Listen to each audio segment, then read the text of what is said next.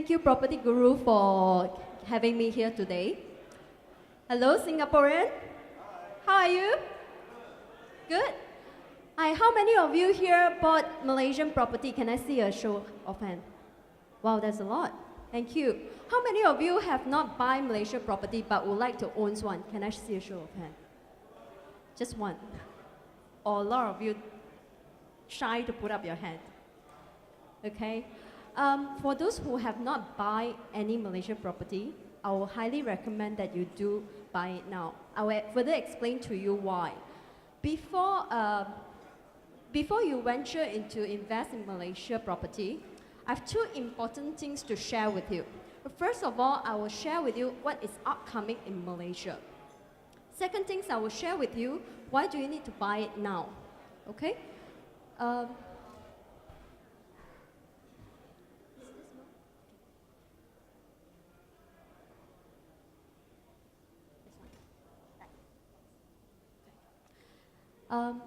Okay, before I share with you all this, is it okay if I share a little bit about myself with you?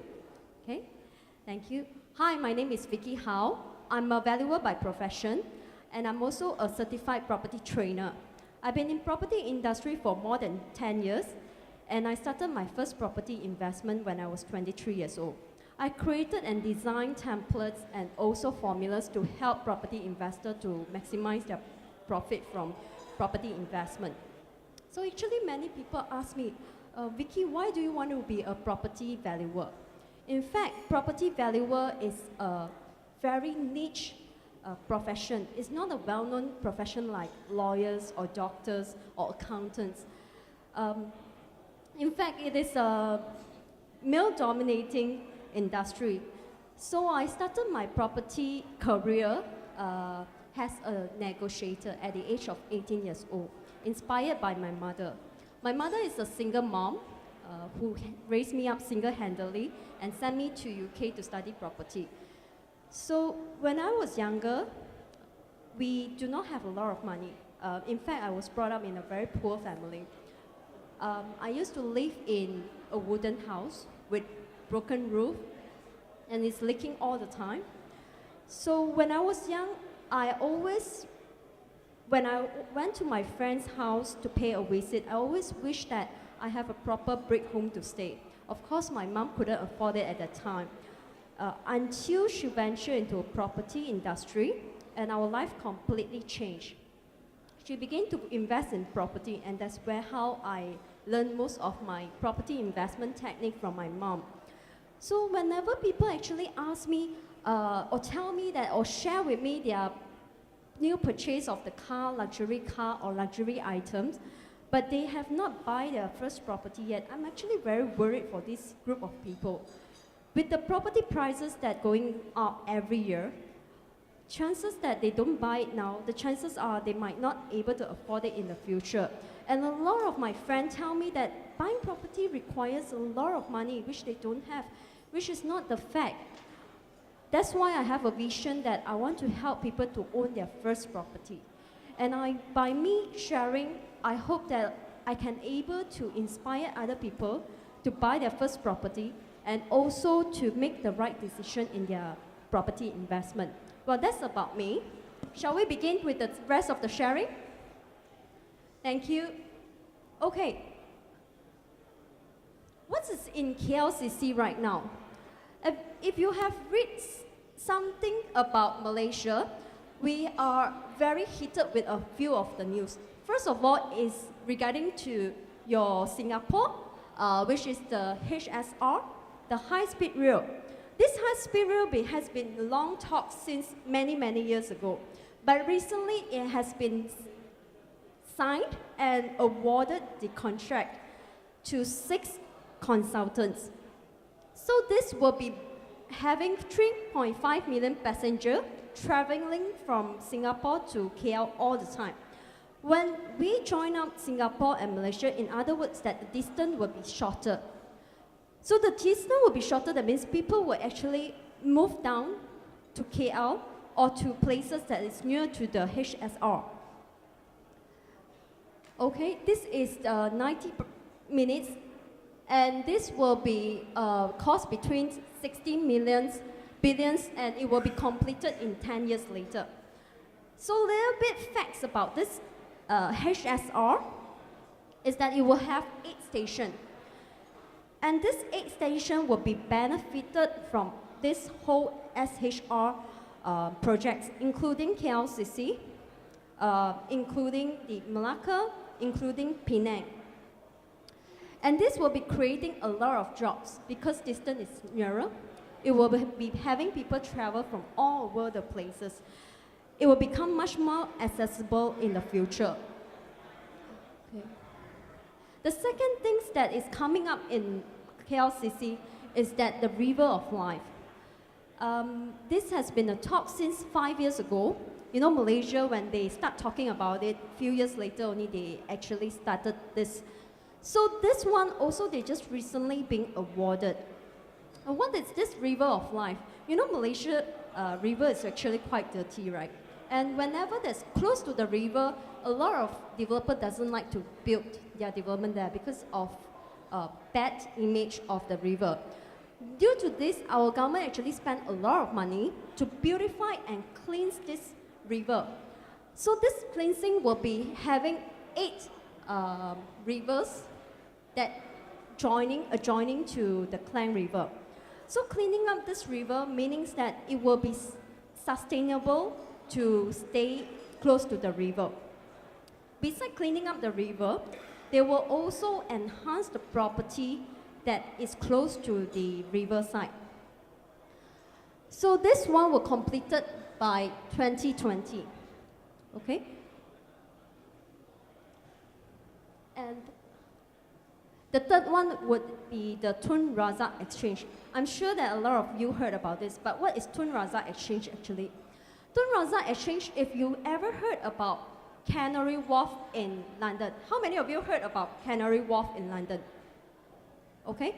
When Canary Wharf started out in London, a lot of people actually despise the success of Canary Wharf. Because Canary Wharf, they want to focus all the financial hubs in Canary Wharf. So what this does is they want to build a Canary Wharf thing in KL itself. It will have this whole development is about 70 acres, and this will be completed by 2027. And it will have 250 financial institutions in that area itself. Okay, what is financial institution?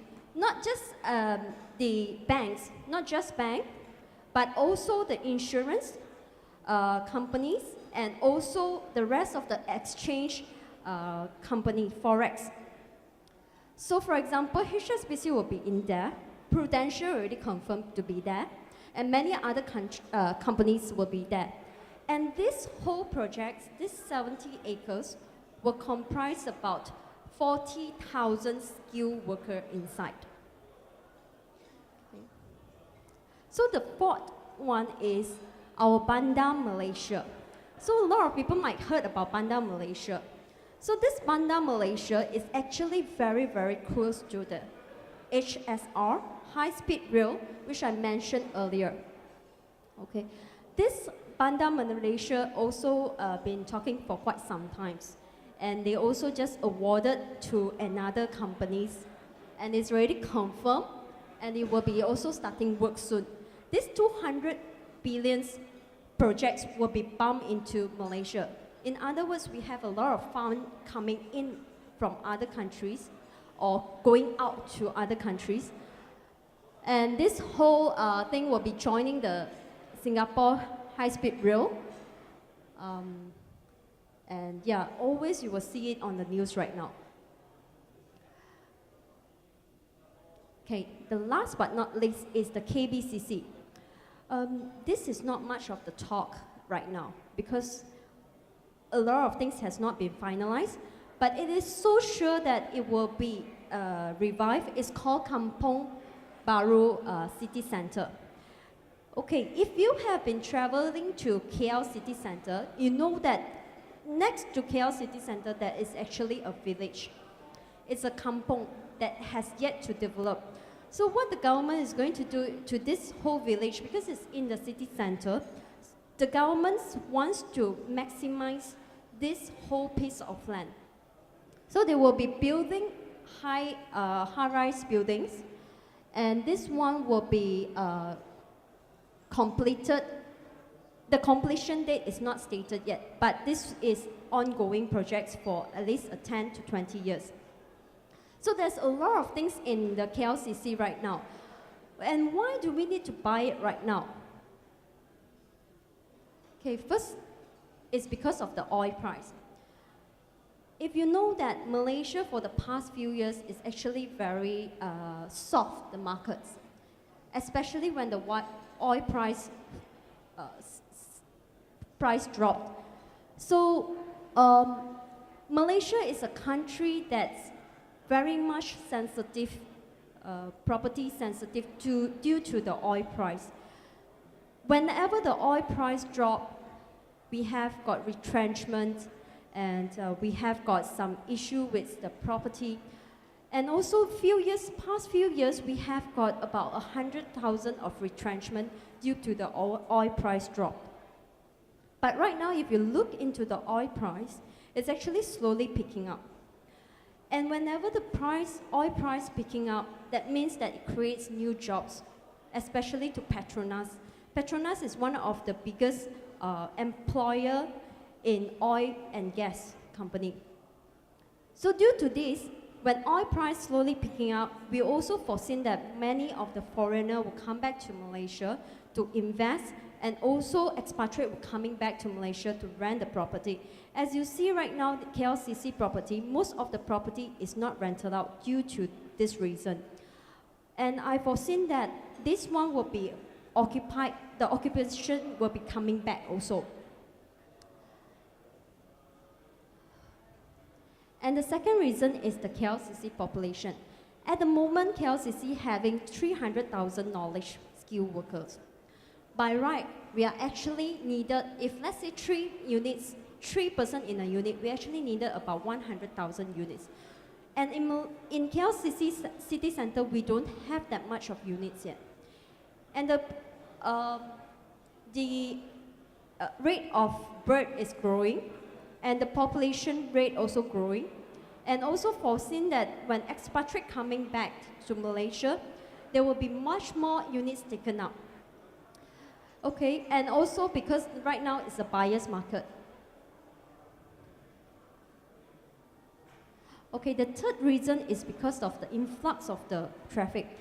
Okay, besides Singapore has a medical center, Malaysia also one of the place where a lot of Indonesian, Thai, and also Vietnamese come to Malaysia for medical. And because of that, every year itself, we have 40 million visitors and 5,000 to 8,000 visitors to the hospital. And due to this, many of the units in KLCC has been used to do Airbnb and also homestay. Okay, the fourth and final reason why you should buy it now is many people are talking about buy low, sell high, right? Right now, what is the price that in property in Malaysia, KLCC, is the property price that actually falling towards downward. As I mentioned earlier on, the oil price actually increased. If the oil price increase, the property slowly picking up, and it will be eventually attract people to buy. And that when there's demand, the property eventually price go up. So as you see that since 2015, our price actually falls a little bit. And right now in KLCC, the price actually fall about 7.5%.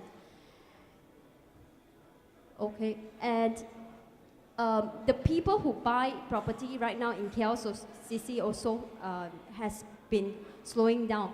But due to this reason, we know that if you're able to buy it right now, okay, which the price is so much lower, and you keep it and sell it later on, that will be different. Because right now, it's not a flipping session. There's a trend for each thing. So there was past few years, there was a flipping period whereby you just buy and you keep for a few months or a year or two, and you flip it and you will get some profit. But right now, it's not a flipping period that you can buy and flip. Now it's a period whereby you buy and hold. Okay, remember that a lot of times in Hong Kong, when the property market is very volatile in Hong Kong, okay, where a lot of people don't dare to go into it, the casting actually went in and they make the first profit. Similar cases, there are a lot of people don't dare to go into Malaysia, thinking that Malaysia, the currency is dropping, the politics is uncertain right now, and property prices are dropping. But the good news is, because of this reason, the property price is cheaper than before. Another good reason to look forward is that Malaysia has got a lot of mega projects in the pipeline. It is impossible that Malaysia will fail as a country in terms of economy. Well, that's all about the KLCC property markets.